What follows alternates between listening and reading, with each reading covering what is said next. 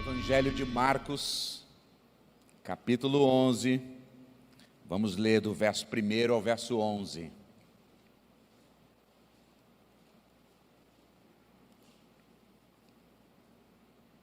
Estamos retomando a nossa série de exposições e pregações no Evangelho de Marcos. Demos a esta série o nome de O Servo Real. Desde o ano passado a gente começou as exposições e tem sido um tempo muito precioso, onde a gente tem aprendido mais sobre o Evangelho, sobre a vida cristã, mas sobretudo a gente tem aprendido através do Evangelho de Marcos sobre a pessoa e sobre a obra de Jesus Cristo.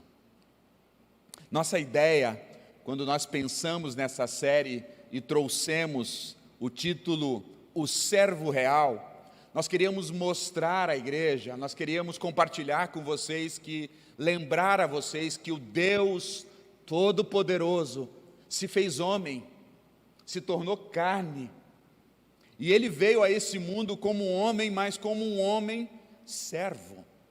Ele não veio como o rei glorioso, Ele veio como um servo.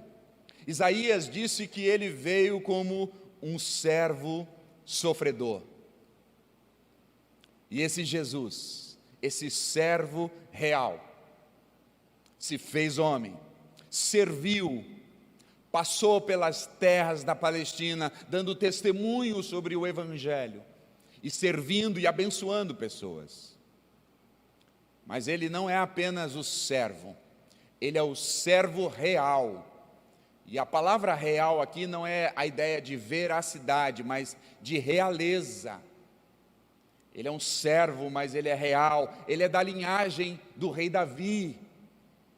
Ele é o rei da glória que deixou todo o seu triunfo e veio como homem, mas veio como servo real.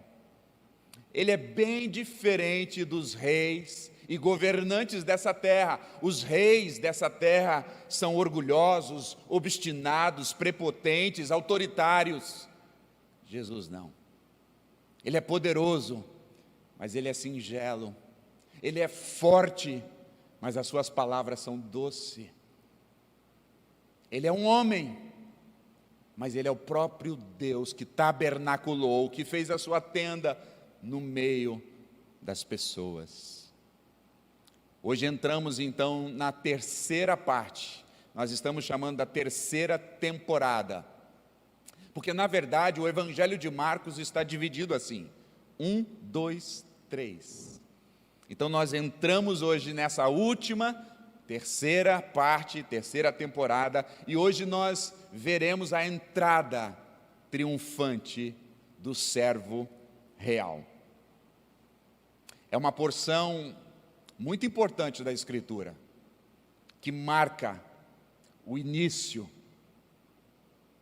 do caminho de Jesus para a cruz. É tão fundamental e importante que os 4 evangelistas, todos eles narraram, Mateus, Marcos, Lucas e João. E eu quero lembrar a você, nós vamos ler agora o texto, quando Jesus entra em Jerusalém, está a uma semana da Páscoa, da grande festa dos judeus, da grande celebração do povo judeu. E é aqui que Jesus vai morrer, daqui uma semana. Vamos ler o texto? Acompanha-me com a sua Bíblia aberta. O verso 1 do capítulo 11 de Marcos diz assim: Quando se aproximaram de Jerusalém e chegaram a Betfagé e Betânia, perto do Monte das Oliveiras, Jesus enviou 2 dos seus discípulos, dizendo-lhes: Ide ao povoado que está diante de vocês, e logo que entrarem, encontrarão um jumentinho amarrado, no qual ninguém jamais montou sobre ele. Desamarrem-no e tragam-no aqui. E se alguém lhes perguntar: por que vocês estão fazendo isto? Respondam assim: o Senhor precisa dele e logo o devolverá. Eles foram e encontraram um jumentinho na rua, amarrado a um portão. Enquanto desamarravam, alguns que estavam ali perguntavam, indagaram, dizendo: o que vocês estão fazendo, desamarrando esse jumentinho? Os discípulos de Jesus responderam conforme as instruções de Jesus. Então esses homens deixaram o jumentinho ir. Trouxeram o jumentinho a Jesus, puseram sobre ele os seus mantos ou as suas vestes, e Jesus o montou. Muitos estenderam suas vestes, seus mantos pelo caminho, outros espalharam ramos que haviam cortado pelos campos. Verso 9. Os que iam adiante de Jesus e os que o seguiam gritavam: Hosanas! Bendito é o que vem em nome do Senhor, bendito é o reino vindouro de nosso pai Davi, hosana nas maiores alturas. Jesus entrou em Jerusalém e dirigiu-se ao templo. Observou tudo à sua volta, mas como já era tarde, ele foi para Betânia, juntamente com os 12 discípulos. Vamos orar mais uma vez. Pai, estamos diante da sua santa, gloriosa, poderosa palavra. O pregador é frágil, fraco, limitado, mas a sua palavra é poderosa, é verdadeira, é inerrante. Que teu Espírito Santo nessa noite fale ao nosso coração, abra os nossos ouvidos, nosso entendimento, para que a semente do Evangelho caia numa terra boa, que traga edificação, exortação, salvação, para o bem do teu povo e para a glória do teu nome. Nós assim te pedimos. Amém. Amém. Por favor, permaneça com a Bíblia aberta.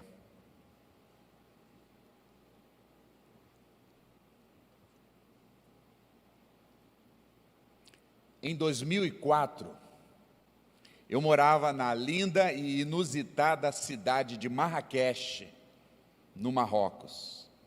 E pela primeira vez na minha vida, eu e a Carla tivemos o privilégio de ver a chegada de um monarca. O Marrocos é governado como um rei, o rei Mohammed VI, e naquele dia ele entraria na nossa cidade para celebrar as festas. Então nós também fomos às ruas para observar tudo aquilo que era novo para nós. Polícia para toda parte, helicópteros por todos os lados para manter a segurança real, bandeiras do país e uma multidão gritando: seja bem-vindo, ó rei. Foi realmente uma celebração e uma entrada triunfante. No dia 3 de junho de 2013, outro rei foi aclamado, só que agora na Espanha. O nome desse rei é Neymar Júnior. O grande e poderoso Barcelona contratou por alguns milhões de euros o grande jogador brasileiro Neymar Júnior. E a sua entrada no estádio foi gloriosa. Havia uma multidão, gente gritando, gente eufórica, clamando pelo nome do Neymar, aplaudindo. Foi estendido a ele um tapete, não vermelho, mas um tapete azul, que simboliza as cores do Barça. E o rei Neymar entra aplaudido, fazendo embaixadinhas, com todo o glamour. Mas não só o estádio tomado de pessoas, pelos 4 cantos da terra, pessoas estavam antenadas, ligadas para ver a entrada do rei da Espanha agora, do Barcelona, esse menino lá de Santos, Neymar Júnior. Foi isso que aconteceu há 2000 anos atrás. É bem verdade que não com todo esse glamour. É bem verdade que não foi uma entrada tão pomposa e gloriosa como a do rei do Marrocos ou como o do jogador Neymar, mas foi uma entrada de Jesus naquela cidade. Certamente Jesus é muito maior, muito mais glorioso do que Neymar ou do que o rei do Marrocos, mas a sua entrada foi muito menos triunfante, segundo a visão de muitos. Eu queria olhar para esse texto com vocês, baseado na seguinte indagação e pergunta: o que faz Jesus? O que faz de Jesus glorioso, poderoso, mas ao mesmo tempo servo humilde? O que faz dele ser tão glorioso e tão humilde, tão poderoso e tão servo?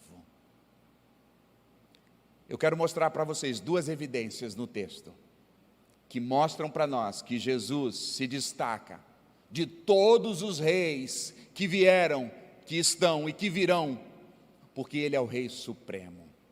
E o que faz Jesus ser o Rei Supremo?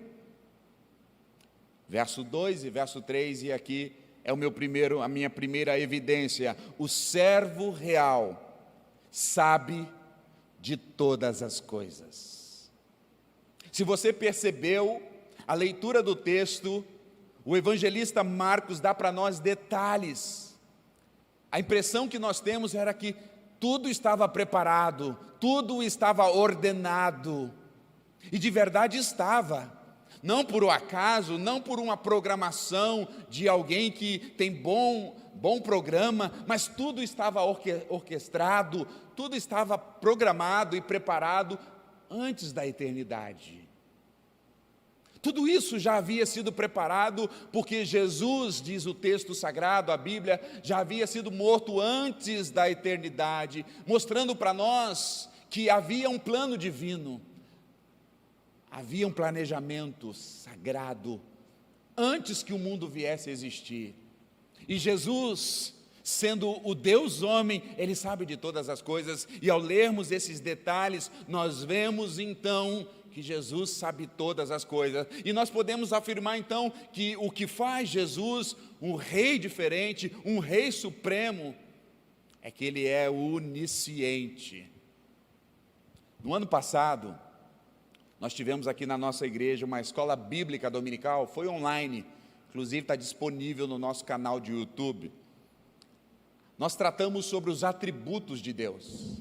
E nessa classe de escola bíblica, nós falamos sobre os atributos comunicáveis e os atributos incomunicáveis. Deus os tem, tanto os comunicáveis quanto os incomunicáveis. E os comunicáveis, o próprio nome já diz, Ele comunica, Ele passa, Ele concede aos seres humanos, aos homens. Por exemplo, o amor é um atributo comunicável. A misericórdia, nós podemos amar, nós podemos ser misericordiosos, mas Deus tem atributos incomunicáveis que Ele não compartilhou, que Ele não cedeu aos homens. Por exemplo, a onisciência, a onipresença, a onipotência, somente Deus tem. Só Ele sabe todas as coisas, só Ele tem todo o poder, só Ele está em todos os lugares simultaneamente. E Jesus, sendo Deus, aqui Ele sabe de todos os detalhes, porque o servo real é o Deus encarnado. Jesus sabe daquele jumentinho, Jesus sabe daquele dono do jumentinho, Jesus sabe que havia chegado o tempo de Ele entrar em Jerusalém e que a sua morte estava por uma semana. Lembra-se que os fariseus outrora queriam pegá-lo, queriam matá-lo, mas eles não podiam, porque não havia chegado a sua hora. Mas Jesus agora sabe, chegou o momento, a entrada triunfante em Jerusalém é o começo da morte de Jesus. E Ele diz então: vão à cidade, e ao entrar, não é depois de vocês caminharem muito, ao entrarem na cidade, a partir do verso 2, ao entrarem na aldeia, logo ali estará um jumentinho, e esse jumentinho estará amarrado. Vocês devem então desamarrar e trazer o jumentinho. E se alguém perguntar a vocês: ei, o que vocês estão fazendo desamarrando o jumentinho? Vocês respondam bem assim: o Senhor mandou levá-lo e depois irá devolvê-lo, porque o Senhor precisa dele. Jesus é o Rei Supremo, o Rei da Glória, porque Ele sabe todas as coisas. Há coisas na nossa vida que o nosso cônjuge não sabe. Há coisas na nossa vida que nós guardamos naquele segredo que nossos pais não sabem, nossos melhores amigos não sabem, nossa esposa, nosso marido não sabe, mas Jesus sabe. Porque Ele é o Deus homem, Ele é onisciente. E aqui eu queria aplicar essa palavra para a minha vida e para a sua vida nessa noite.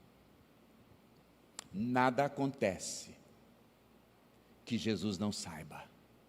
Sabe aquela enfermidade que às vezes bate à nossa porta e nos pega de surpresa?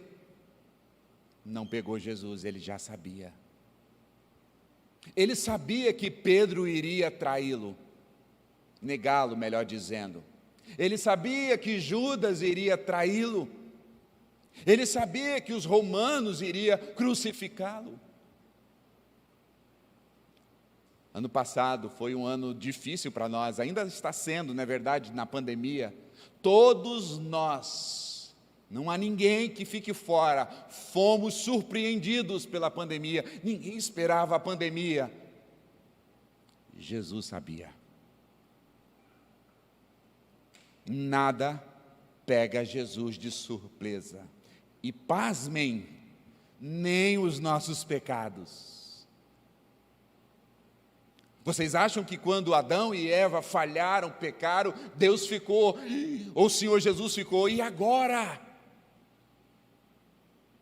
Eles já sabiam. Nem os nossos pecados, nem a nossa dureza, nem o nosso esfriamento pode surpreender Jesus, porque Ele sabe todas as coisas. Isso o faz um Rei supremo, um Rei glorioso, um Rei majestoso. Eu quero aplicar aqui a vida de você que é um crente em Jesus, alguém que já recebeu o Evangelho da graça, seus pecados já foram perdoados por causa de Cristo Jesus.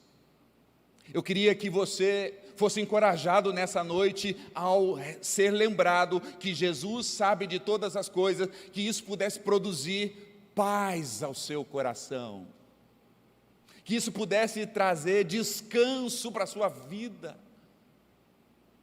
Nada pega o Senhor de surpresa. Diz o salmista que o guarda de Israel não dorme, não pisca, ele está atento. Então, se nós somos ovelhas do pastor Jesus, é Ele quem está cuidando de nós, mesmo quando as coisas ruins acontecem na nossa vida, mesmo quando passamos por tempos difíceis, Jesus não foi pego de surpresa. Isso então deve trazer ao meu coração, ao seu coração, descanso, paz.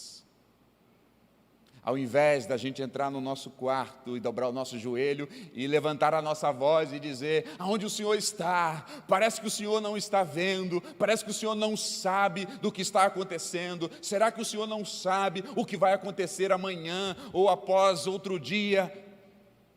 Troquemos essa postura de rebeldia, de fraqueza, por uma postura de descanso. O que eu preciso fazer, eu farei. O que eu preciso trabalhar, eu trabalharei. Mas quando tudo foge do meu controle e do meu alcance, é bom saber que Jesus sabe de todas as coisas. Isso pode produzir paz e tranquilidade, e descanso e esperança ao meu coração.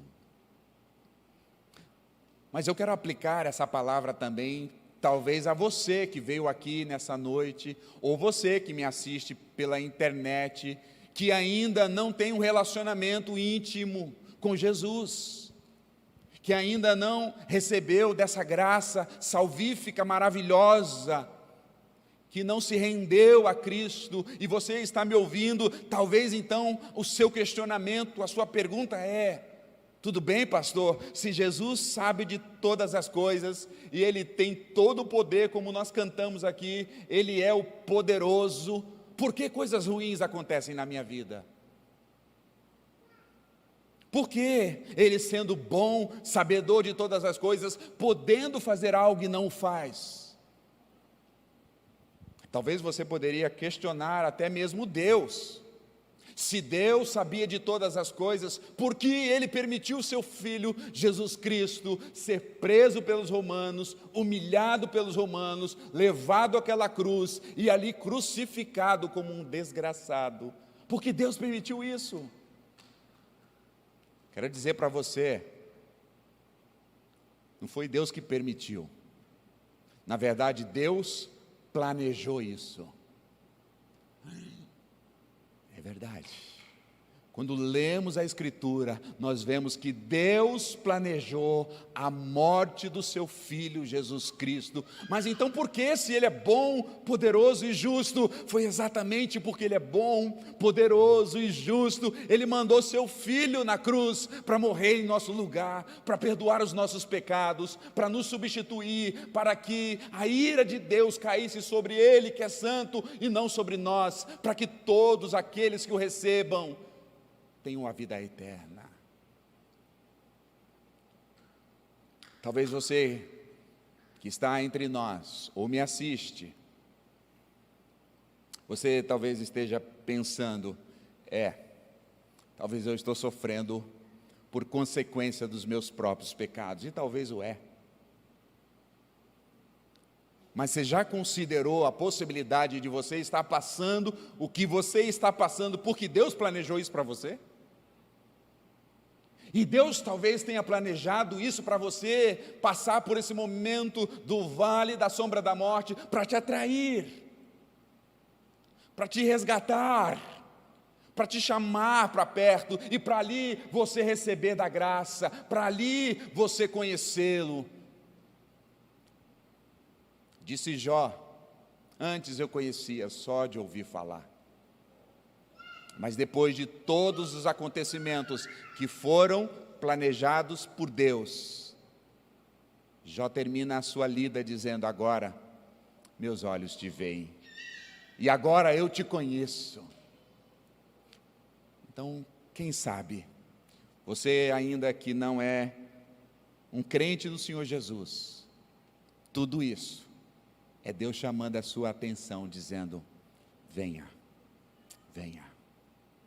Ele não poupou o seu Filho unigênito para que você pudesse ter vida eterna.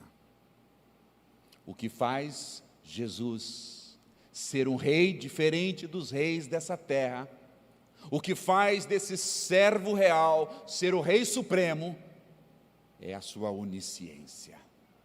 Ele sabe todas as coisas. Mas em segundo lugar, a segunda evidência que nós podemos olhar para esse texto e ver que faz Jesus de um rei supremo, glorioso, poderoso, verso 4 e verso 5, diz que o servo real é o Messias esperado. Meus irmãos, minhas irmãs, a Bíblia é um livro que contém centenas ou milhares de profecias. A Bíblia começa em Gênesis com uma profecia, no capítulo 3, verso 15, dizendo, o próprio Deus falando, e Moisés agora escrevendo, que Deus havia profetizado que a semente da mulher pisaria sobre a cabeça da serpente, e a serpente feriria-o no seu calcanhar, mas ele esmagaria a cabeça da serpente, e foi exatamente isso que aconteceu quando Cristo foi ao Calvário. A Bíblia relata, irmãos, que os profetas narraram que Jesus deveria nascer na cidade de Belém. Seus pais não estavam em Belém, mas por causa de um censo do governador, José e Maria tiveram que ir para Belém para se registrarem, e é ali, quando não tinha mais lugar nas hospedagens, Jesus nasce em Belém para cumprir a profecia.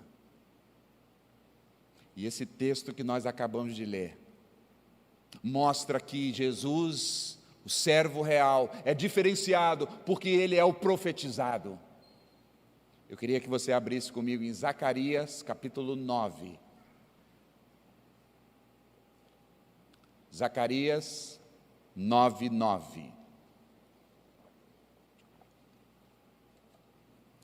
Acho que é mais fácil para você ir lá no Antigo Testamento, começar de Malaquias para trás.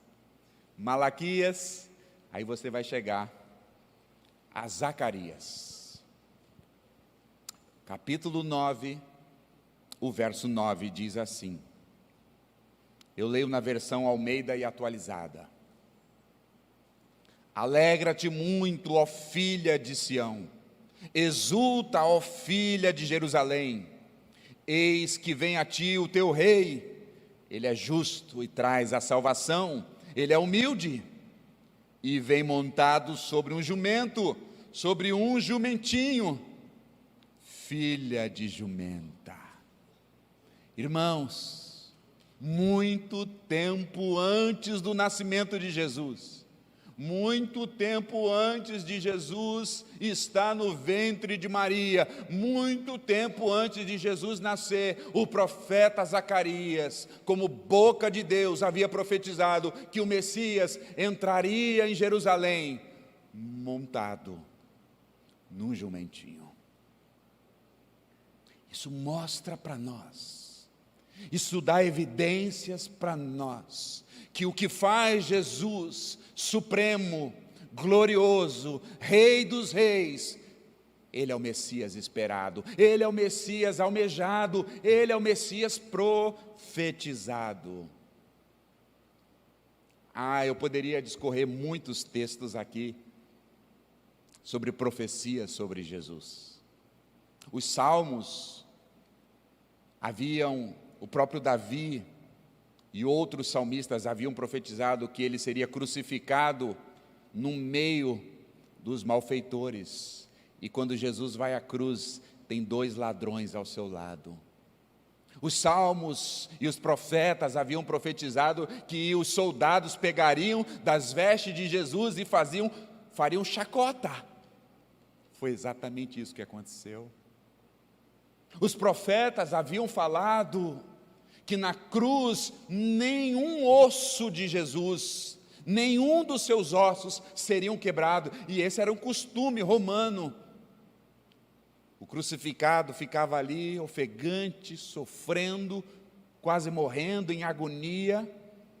O soldado romano via então e quebrava os seus ossos em lugares estratégicos, e aí o crucificado caía e morria. Quando os romanos se aproximavam de Jesus para quebrar os seus ossos, poucos minutos antes, Jesus disse: Pai, a ti entrego o meu espírito. E morreu. Quando os soldados chegaram, ele já estava morto e nenhum dos seus ossos foram quebrados. Jesus é o Rei da Glória, o Rei Supremo, que o faz diferente de todos os reis dessa terra, dos que vieram e dos que virão, porque ele é o Messias profetizado, o esperado de Israel.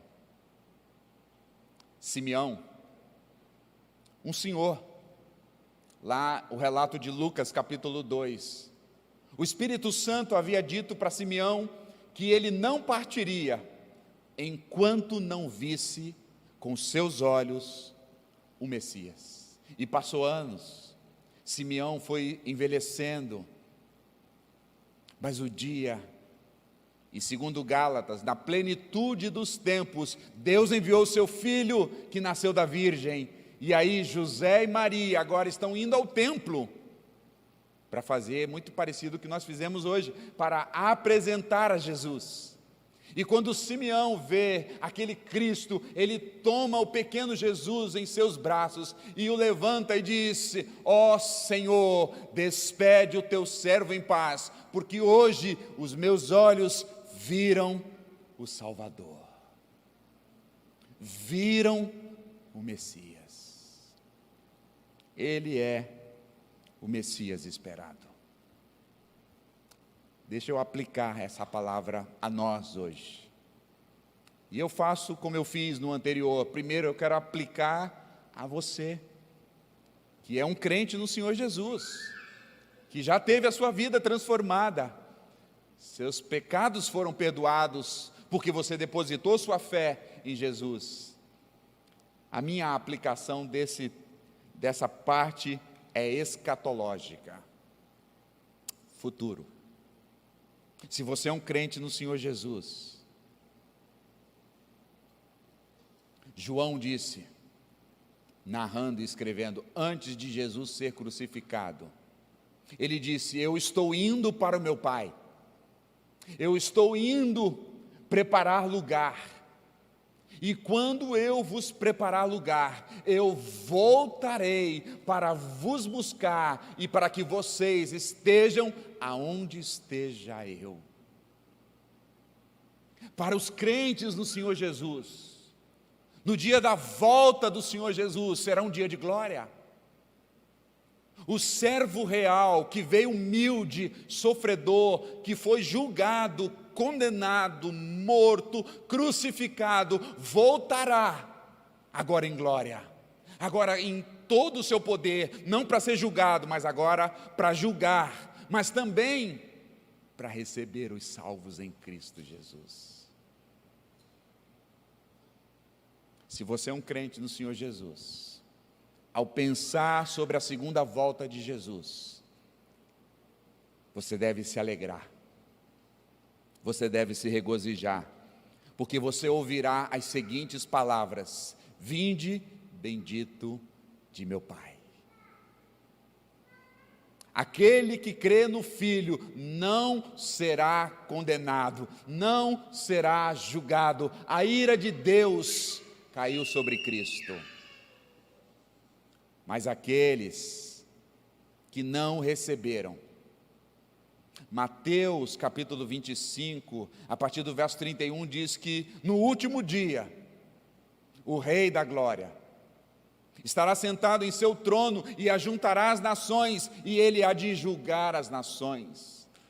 O Rei justo juiz, para a direita as ovelhas, para a esquerda os bodes. Os que estão à direita, dirá o Senhor, vinde benditos de meu Pai. Mas aqueles que estão à esquerda, que são chamados metaforicamente de bodes, apartai-vos de mim para o fogo eterno. Porque rejeitaram o Messias, porque não amaram o Messias, o enviado de Deus, porque não depositaram a sua fé sobre o Messias, tentaram buscar a salvação através de outros ídolos, outros deuses, ou através das suas próprias obras. Apartai-vos de mim. Se você que está me ouvindo nessa noite não depositou ainda a sua fé em Jesus Cristo, essa é uma noite de reflexão. Geralmente, a gente pensa sobre o futuro, sobre a aposentadoria, a compra de uma casa, a criação dos filhos e tantos outros planos referentes ao futuro, mas a gente se esquece de pensar sobre o futuro na eternidade. E a palavra de Deus, o Evangelho de Cristo, diz que no último dia, dois destinos diferentes. Aqueles que receberam o Messias profetizado, não pelas suas obras, não porque eles são melhores, não porque há algo de bom neles, mas porque tão somente eles creram no Messias, e receberam o Messias, e disse, ele é o meu substituto, vinde bendito de meu Pai, mas os outros, apartai-vos. de qual lado você estaria?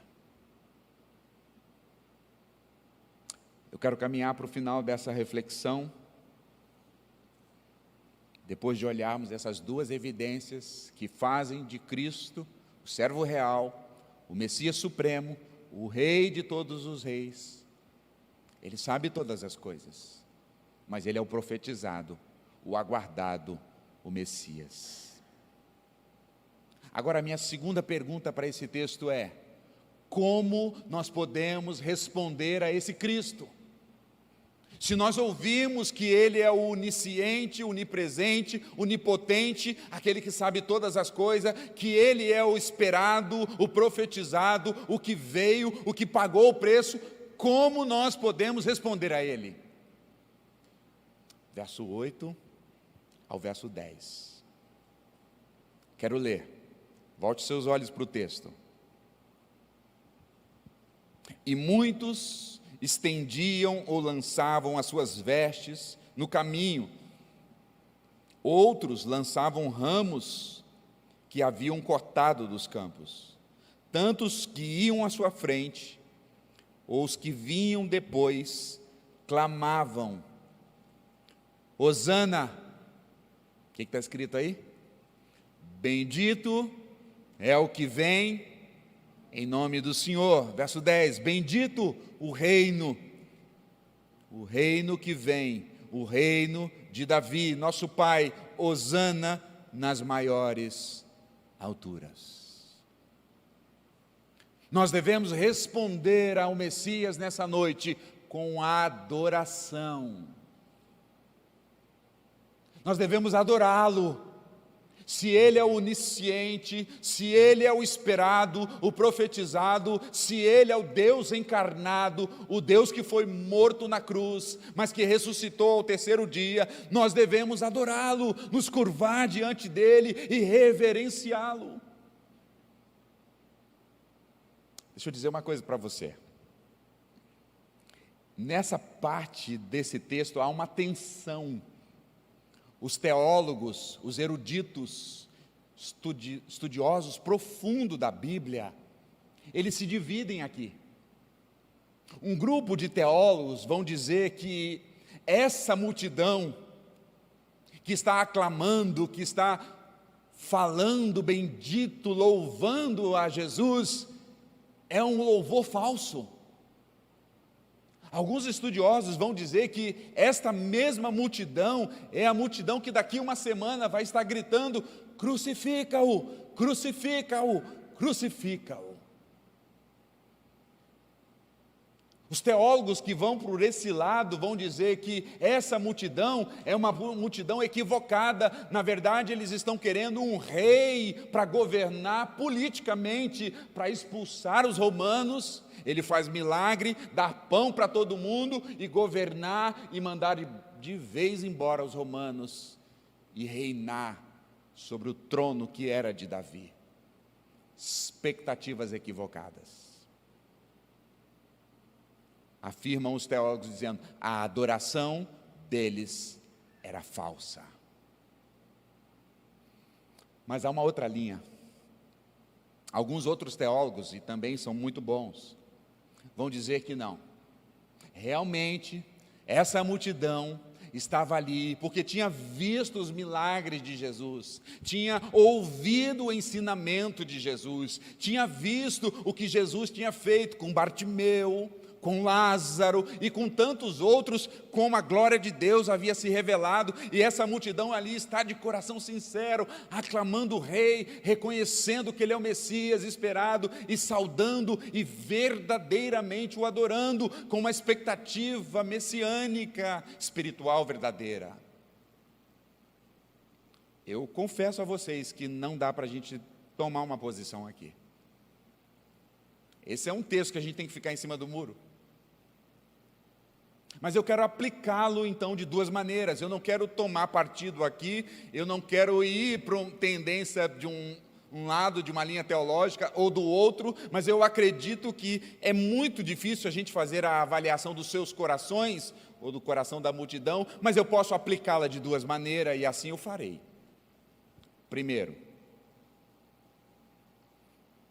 se a adoração daqueles homens e mulheres eram falsas, até hoje nós temos pessoas que falsamente adoram a Jesus, pessoas interessadas em Jesus, pessoas que estão preocupadas ou desejosas de adquirir benefícios, prosperidade, curas, miraculosos sinais. Eles só querem Jesus para satisfazerem algo deles, são egocêntricos. Quando Jesus os atende, eles se viram contra Jesus. Ou quando Jesus frustra as suas próprias intenções, eles gritam: crucifica-o, maldito. Até hoje nós temos esse tipo de pessoas, infelizmente, ainda dentro das igrejas. Mas ainda hoje nós temos pessoas. Se a adoração desses homens e mulheres, dessa multidão era falsa, até hoje nós temos pessoas adorando a Jesus de maneira falsa. Nós temos até hoje pessoas que ouvem o verdadeiro evangelho, que vê os sinais, que vê a gloriosa manifestação do Filho de Deus, mas ainda continua com seus corações fechados, endurecidos. E suas adorações são falsas. Mas por um outro lado, se a adoração daqueles homens e mulheres daquela multidão é verdadeira, isso traz um grande ensino para nós. Que a nossa resposta, se nós reconhecemos que Ele é o Messias, se fomos transformados pelo seu poder, e sabemos que Ele, sabendo de todas as coisas, deu-se no nosso lugar, morreu para nos salvar, não há outra atitude a fazermos, a não ser adorarmos, a não ser cantar e gritar e falar: hosanas, bendito é o Cristo que vem no nome do Senhor, bendito é o Messias, o enviado de Deus, o morto, o crucificado, o ressurreto. É adoração.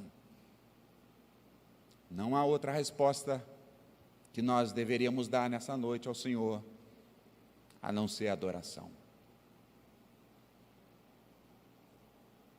A gente confunde o que é adoração. A gente acha muitas vezes que adoração é cantar uma música. Também pode ser. Mas cantar uma música pode não ser uma adoração. Adoração é muito mais do que uma música.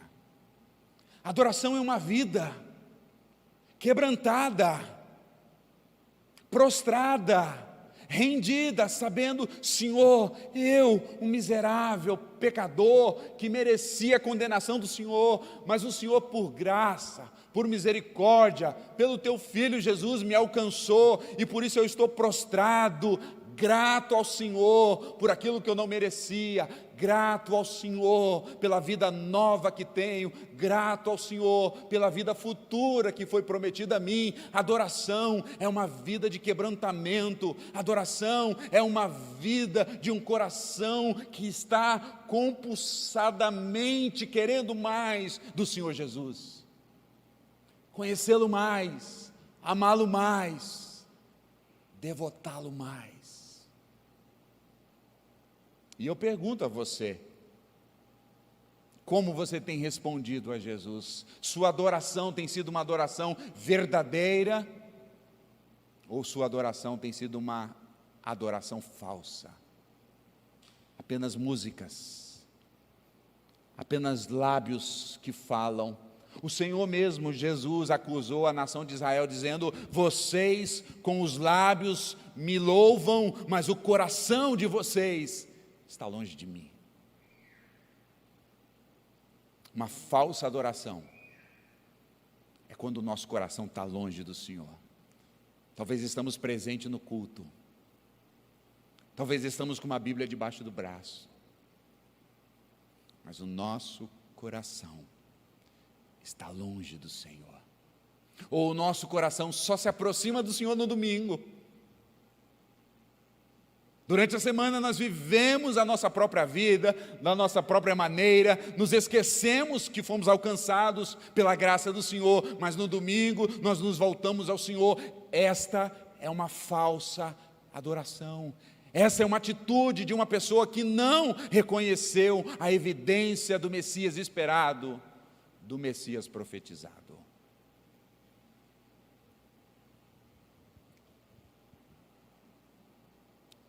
Mas em segundo lugar aqui, qual é a resposta que nós devemos dar ao Messias? Adorá-lo? Mas vai dizer o verso 5, olha para o texto comigo e o verso 7.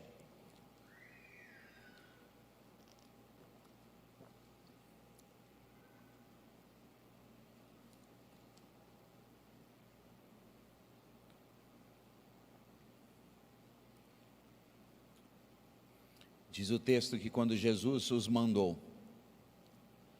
eles foram. E chegando ali, pegaram aquele jumentinho que acharam na rua, verso 4. E os homens perguntaram: o que vocês estão fazendo? Verso 6, eles responderam: conforme as instruções de Jesus. E levaram o jumentinho. A resposta que nos encoraja aqui é uma resposta de obediência. A marca de um discípulo de Jesus é a obediência. Perceba, os discípulos não titubearam, os discípulos não questionaram, os discípulos não indagaram: será que vai ter um jumentinho? Será que o dono do jumentinho vai liberar? Será que o dono do jumentinho vai entender que o Senhor é confiável, que vai usar o jumentinho e depois vai devolver o jumentinho? Eles não questionaram isso, eles prontamente obedeceram. Essa é a resposta que nós devemos dar ao Messias: obediência.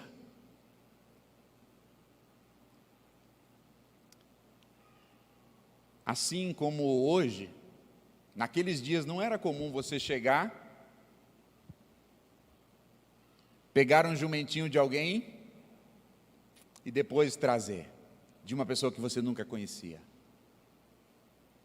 Mas aqueles homens obedeceram. Há momento, irmãos, irmãs, que obedecer é difícil. Nas entrelinhas do texto, sabe o que está escrito aqui? Eles não queriam que Jesus morresse, os discípulos. Lembra de Pedro? Disse: Senhor, o Senhor não vai para a cruz. Aí o que Jesus disse? Arreda-te, Satanás. Os discípulos diziam: Senhor, tem compaixão de ti mesmo. Como é que o Senhor está falando isso? Que os romanos vão humilhar o Senhor, vão maltratar o Senhor, vão crucificar o Senhor vai ser crucificado como um maldito. Isso não pode acontecer, nós não vamos deixar. Eles não queriam. Mas quando eles foram colocados em xeque, mesmo contra o seu próprio querer, eles obedeceram.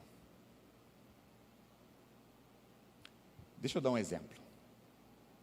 Teu pai manda você fazer algo, ou buscar algo, e você sabe que aquilo que você vai trazer vai levar o seu pai para a morte. Eu não faria. Essa tensão que está aqui no texto. Os discípulos sabem, porque eles liam o Antigo Testamento. Eles sabiam da profecia de Zacarias, que o Messias entraria num jumento no dia da Páscoa para morrer. E eles sabem que daqui a 5, 6 dias a Páscoa vai acontecer e Jesus verdadeiramente vai morrer. Mas eles lutaram, porque a obediência não é obedecer o nosso coração. Obediência é ouvirmos a voz, a instrução de Deus e prontamente obedecer. Lá no Antigo Testamento, o Senhor deu uma ordem a Saul, e Saul foi lá e cumpriu parte da ordem, e trouxe os novilhos as ovelhas, e chegou diante de Samuel, lá no 1 Samuel, capítulo 15, disse: olha, eu trouxe aqui tudo isso para fazer um culto, para fazer uma oferta ao Deus de Israel. E o profeta Samuel, autorizado por Deus, disse: o Senhor não tem prazer nos sacrifícios quando não há obediência. Em outras palavras, o Senhor prefere obediência do que sacrifícios. Se nós queremos cultuar a Deus, se nós queremos adorar a Deus, mas não estamos obedecendo, não tem valor algum. Porque a obediência é uma das marcas da verdadeira adoração. Você quer adorar o Senhor Jesus? Obedeça-o. Eles foram lá e falaram conforme as instruções de Jesus. O próprio Jesus disse lá em João capítulo 14, verso 21, se tu me amas, obedeça aos meus mandamentos. E eu pergunto a vocês, você tem obedecido os mandamentos do Senhor? Tem muitos discípulos por aí, seletivos, eles obedecem a alguns e desprezam outros, eles andam dizendo, esse sim, esse não. Tem muitos discípulos por aí dizendo que amam a Jesus, mas não obedecem às suas ordens.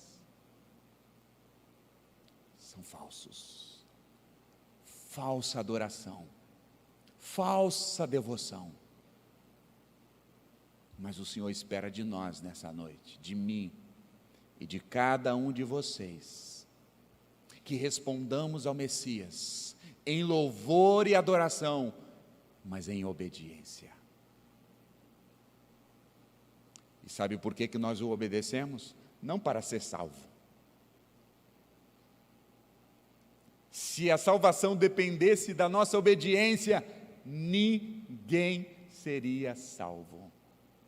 Porque nós vamos tropeçar. Nós não conseguimos cumprir a lei. Mas teve um, lembra do Salmo? Um que tinha as mãos limpas, um que tinha o coração limpo, um que não tinha dolo na sua boca. Ele poderia subir ao monte na santidade de Deus, e quando ele subiu ao monte, ele nos levou consigo. Por isso nós o obedecemos, não para ganhar a salvação, nós o obedecemos e o adoramos, porque nós queremos honrá-lo, porque nós o amamos. Qual resposta você dará ao Messias nessa noite? Se você vê as evidências que Ele é o Rei Supremo, o Rei da Glória, qual resposta você dará a Ele? Adorá-lo? Obedecê-lo? Que o Senhor nos ajude, a mim e a vocês, a cada dia nos lembrarmos que o Messias sabe todas as coisas. Ele sabe dos meus tropeços, fraquezas, mas Ele me amou. Ele sabe o quão perdido eu estava, mas Ele me alcançou. E agora, eu quero amá-lo, adorá-lo e obedecê-lo. Que tal a gente orar, pedindo a Ele que nos ajude a fazer isso?